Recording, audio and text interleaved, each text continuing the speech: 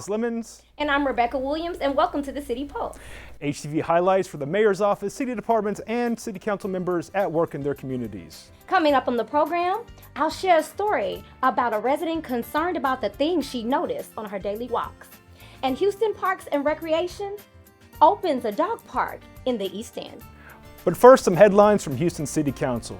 Council members just approved a curfew for people riding e-scooters or off-highway vehicles between the hours of 8 p.m. and 4 a.m. The ordinance also prohibits the rental of micro-mobility devices from temporary shelters such as the tents and pop-up structures you see. Mayor Whitmire said he listened to the concerns of Houstonians. The ordinance will improve public safety and walkability, especially near downtown parks, hotels, restaurants, and other venues where scooters had taken over the streets and sidewalks. There being 13 yeses, no votes, it's unanimously passed. Thank everyone. Community and faith leaders recently joined Mayor Whitmire for an historic announcement. On January 19, 2026, the City of Houston will have one MLK Day parade in partnership with two legacy organizations. The Black Heritage Society and the MLK Grand Parade have in past years held two separate parades with the same start time. And Mayor Whitmire was chosen as one of the three Grand Marshals in honor of his leadership in uniting the parades in the spirit of Dr. King's life and legacy. Free at last, free at last. Thank God Almighty, we are free at last. One of Houston's most enduring theater venues is getting an upgrade. Here is Mayor Whitmire helping break ground on Miller Outdoor Theater's new Gateway Plaza.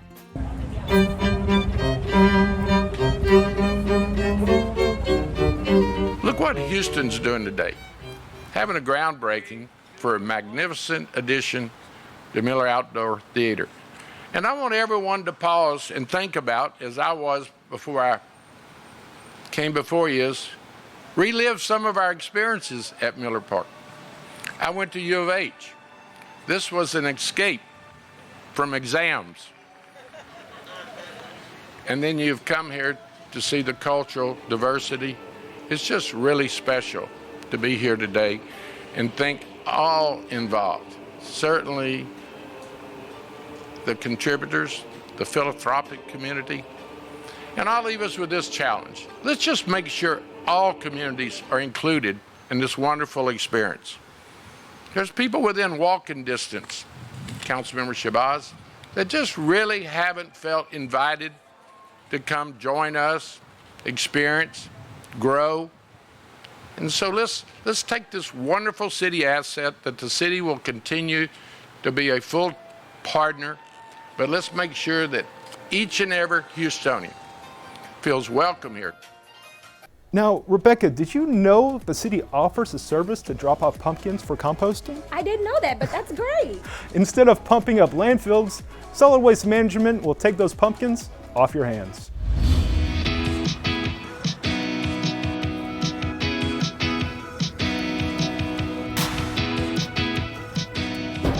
So this is our 5th year that we've brought back the pumpkin composting event. This means that from Halloween to after Thanksgiving, that weekend after, we'll be collecting pumpkins for composting. Instead of throwing them in the trash, we really want people to take them to one of our two locations, the West Park Recycling Center and the Reuse Warehouse. A great way to not add to the landfill, great way to give back, just make your pumpkins. They came from the earth, let's put them back in the earth. About 25% of your household garbage is food waste, and we want to give that food waste to a proper recycling center. And so please help us in joining the effort in getting these pumpkins composted.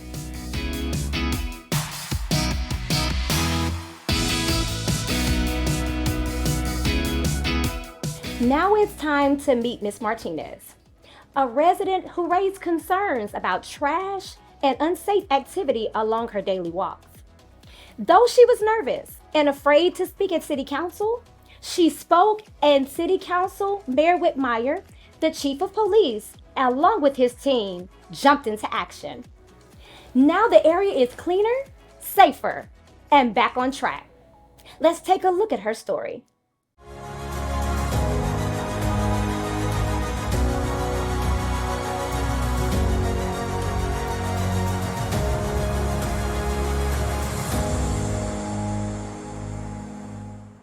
Hello and welcome to the Fix It Files. I'm Rebekah Williams. I am here with Ms. Martinez, who came to City Council, came to public session, had some concerns, and she was able to get her situation fixed. Ms. Martinez, tell us about your experience coming to public session. What prompted you to come to public session to begin with? Well, two things mainly. One, trash. There was a lot of trash on the sidewalk, and also several men, homeless men, urinating in public, and had no regards to whoever was walking by or anything. You are not alone, unfortunately, with this type of complaint. I know. And we will continue to try to address it. When you left public session, the mayor got on the horn, reached out to the chief of police. When you got back home, what did you find? I never expected this, so I went home, I drove by the area, and I was shocked when I no longer saw the trash. So I was like, what? I was very impressed, and I was very, very happy. For that, I will always be grateful to the mayor, because for me, it meant a lot. And so as far as the homeless in that area, what did that look like for you? A lot better. I could say that maybe like 80% of that area got clean. And so if there is somebody that is maybe like nervous or doesn't know, man, me coming to City Council is not gonna matter, what would be your words of encouragement to them? What would you say? For me, it just made the difference. So I will encourage every community member to get involved in your community. Try to join an association and come to the city council meetings and get familiar with also who represents you. And believe me that when you come here and you speak in front of the mayor, it makes 100% of a difference. So please get involved in your community. And if there were any words that you wanted to say to the mayor and to our police chief, just for being able to assist you in your concern in your area, what would you say? Very, very, very grateful. The mayor, very grateful. The city police, everybody that it's part of this administration, every person that plays a part in improving the standard of living in our community, keeping it safe and clean. I'm grateful. So thank you so much, Ms. Martinez, for your time, and thank you for allowing yourself to kind of come out of your shyness, to be an advocate for your community and an advocate for yourself. And just thank you for being who you are, because who you are authentically can open up the door for someone else to become who they need to be. So thank you so much for your time. And once again, here on the Fix It Files, the Whitmire administration, the city of Houston has answered the call, went in, fixed another community, and your community may be next.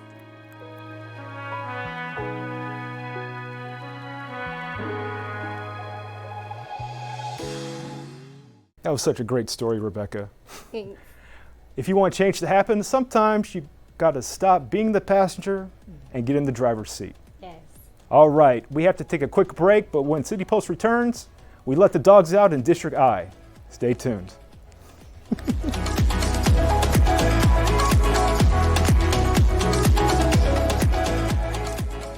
In Houston, we feed off inspiration. Everything we do, see, and feel is connected.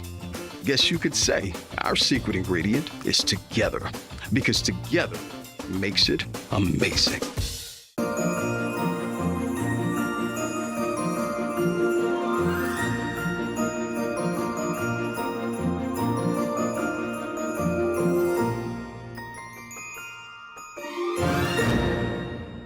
Welcome back. Houston Parks and Recreation recently opened the new Lawndale Dog Park, and the East End community is loving it. There's a new dog park in Houston's East End. So this is Woody. It's really good to have a full-on fledged dog park for the neighborhood. We came in his Flintstone car. He loved the Flintstone, so we came in the Flintstone car. It is a labor of love of everybody being consistent, showing up, and ensuring that what we have here today is for everyone. City Councilman Joaquin Martinez helped get the Lawndale Dog Park to the finish line, but former Councilman Robert Gallegos is credited with getting the ball rolling on this dog park while he was still in office. took us 5 years, but we're excited that today is the grand opening. As you can see, there's a lot of neighbors here in the East End, Idlewood, East Lawndale, Country Club, Eastwood, that are out here with their dogs. We're excited about it. You ready for the dog parade, Louie? The land for the dog park was purchased by the Houston Parks Board from Forest Park Lawndale, but Forest Park Lawndale will still be a part of it, as that company will now maintain the inside of the park. Houston Parks Board, we were doing the Bayou Greenways Trail. We bought additional green space land, which we turned over to Houston Parks and Recreation Department, and then they were able to do this dog park here, which is a great amenity for the neighborhood, for people taking their dogs up and down the trail. This is a great place to come and enjoy the outdoors. Yeah, blow peanut butter bubbles at It's the only dog that's interested in He wants the peanut butter bubbles. And the dogs and their owners voiced their approval of the new park. I love it because now you get to take your dogs out and they enjoy it and stuff, and they don't have to run around in, you know, the bad areas and stuff. They can have their own little park. So we're enjoying it right now, and he enjoying all the dogs too. The new Lawndale Dog Park, located just off Lawndale by Brays Bayou. It's just one more reason why we like to say, Houston Parks and Rec, where you belong. With all those dogs running around having fun, let us not forget the work Park Houston does in helping shelter pets find a forever home. Here's Spectrum Fusion with a story on a Bark event where the adoption fees were waived.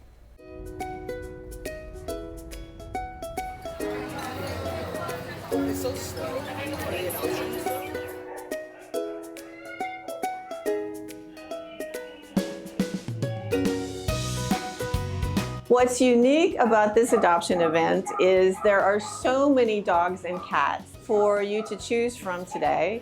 And thanks to our generous sponsors, the adoption fees today have been waived. Usually there is an influx whenever we have events like this. So whenever people know that there's free adoptions, we may have more.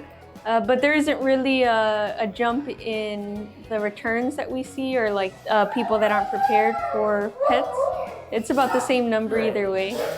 I know there's a lot of people who, you know, get a dog and don't think of the responsibility and then kind of give up, which is really sad. That's how we have a lot of dogs that need homes, a lot of abandoned dogs. I'm glad they're doing it before the winter time, right, when there's a lot of dogs out in the cold. And the fact that they're doing Halloween, I think that makes it really fun and attractive for families to consider. If you want a dog, you always have the best intention of wanting to tie in your family or bring something new, especially when you are needing a companion, needing a friend. I think that's the biggest thing, especially in a place like Houston, where it's so diverse, so many people, so many dogs. So I think it's it works out well. I think the organization and the friendly staff is really great. We have vendors that are local vendors as well, and I think the whole event as a whole, especially compared to last year, is just very well put together. It's our second year, so our goal is to bring people in for more adoptions. That's our main goal, get as many animals out of here to adoptions as possible.